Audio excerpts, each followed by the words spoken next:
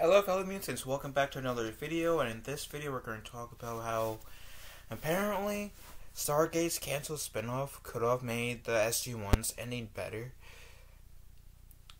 I've got into the Stargate movie and SG-1 because I remember hearing Dreaming Tabitha, which I will link her YouTube in the description of this video as an honorable shout out. But I remember hearing her raving about Stargate and how that show is so good. And so I figured, okay, since one of my friends is into it, has been raving about it, I'll give this a shot. And it actually was pretty good. I watched, I believe it was like the first 2 seasons of SG-1 as well, before Netflix took it off this network, which I'm sad about, because I didn't have the chance to complete this show, so this, for me, will contain spoilers, but I don't mind.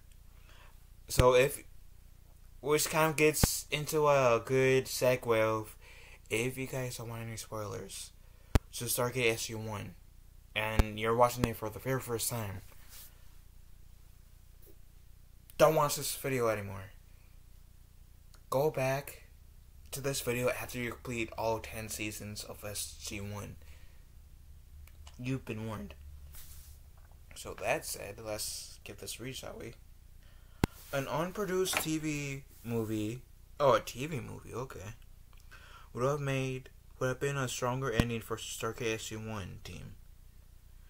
As Stargate SG-1 is by now arguably even more popular than the 1994 blockbuster that inspired it. Not only did it run for 10 seasons, it also spawned several shows, including Stargate Atlantis, which introduced Jason Momoa's Ronan Dax and the short-lived universe. Considering how robust the Stargate TV saga once was, this makes the fact it has been trapped in a limbo for over a decade all the stranger.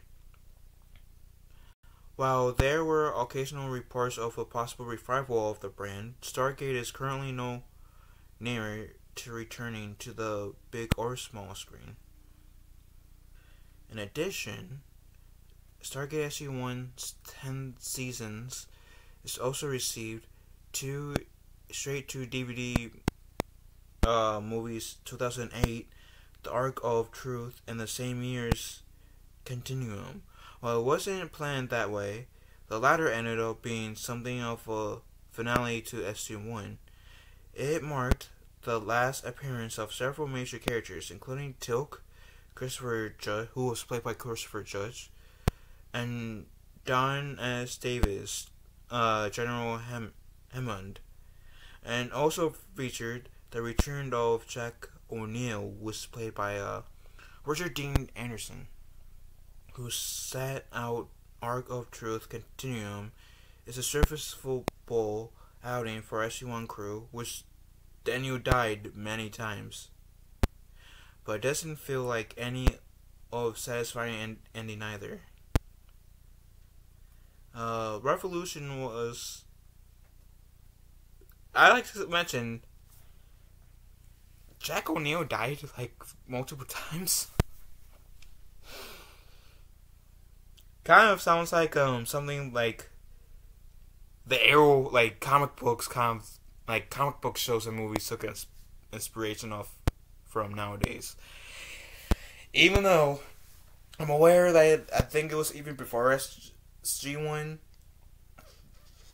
comic books killed their heroes and then brought them back before at least SG-1 came out. I don't know.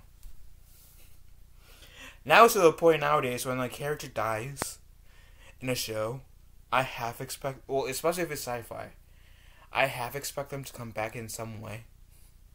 Let's be real. The 2003 Ninja Turtles show didn't help that with how many times the Turtles beat the Shredder.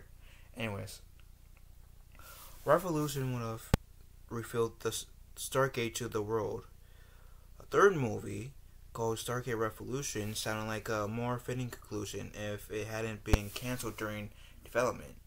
Like with most shows, SG-1 maintained a certain status quo within its own universe, one of which was that the world at large was blissfully unaware of the Stargate program. With Revolution, the plan was to build a story around the Stargate being revealed to mankind, and a subsequent question and follow that would follow. The third movie would have featured O'Neill in the lead role, and finally confirmed he and Sam Carter, who was played by Amanda Tapping, were in a relationship. Instead of being a standalone adventure, Stargate Revolution was set to do something major to the franchise, which MGM now owns.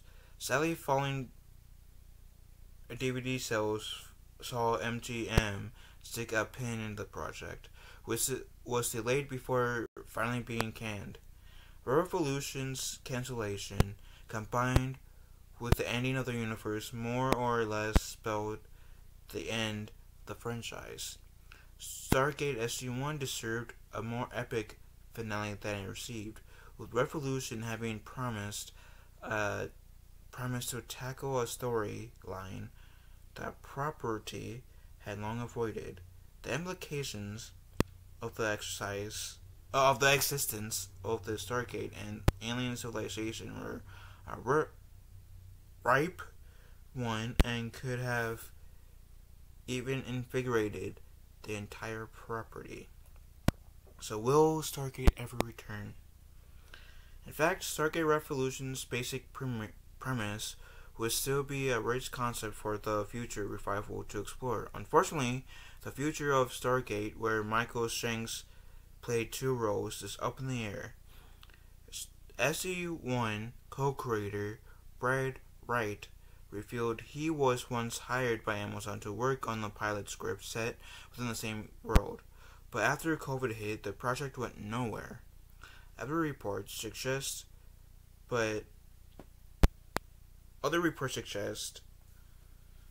Amazon and MGM are actively fielding pitches and are looking to resurrect the brand, but these remain unconfirmed. Stargate is too valuable a property to sit on a shelf forever, but devotees still may have years to wait for its return.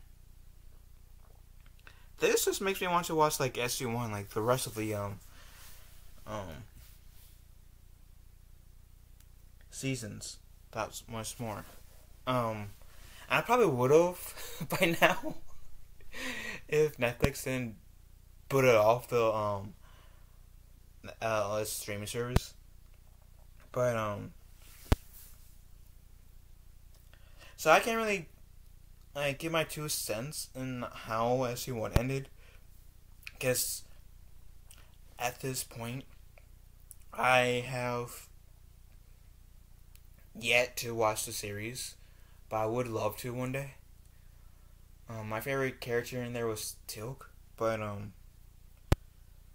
I don't know how the others Stargate spin-offs were, so I can't really judge them. But based from what I've seen from SG-1, I really did enjoy the show, and I really did enjoy the Stargate movie. I hope. I don't know. Like, part of me is like, don't want a Stargate to return, because like, I don't want to risk, like, it could be like the Karate Kid reboot, per se, with Jackie Chan and Jaden Smith, where it's a reboot, or whatever, in this case, sequel, and be a hot mess. But on the other hand, it could be like the sequel / reboot that it could be unexpectedly good, kind of like how Top Gun Maverick was like unexpectedly good. And so I kind of like I am kind of like fighting myself a bit. But anyways, what do you guys think? Let me know in the comment section down below. And who is your favorite Stargate SG-1 character? Let me know in the comments too. With that said, love you guys. Have a wonderful day. Be kind to one another. And we'll talk to you fellow mates later.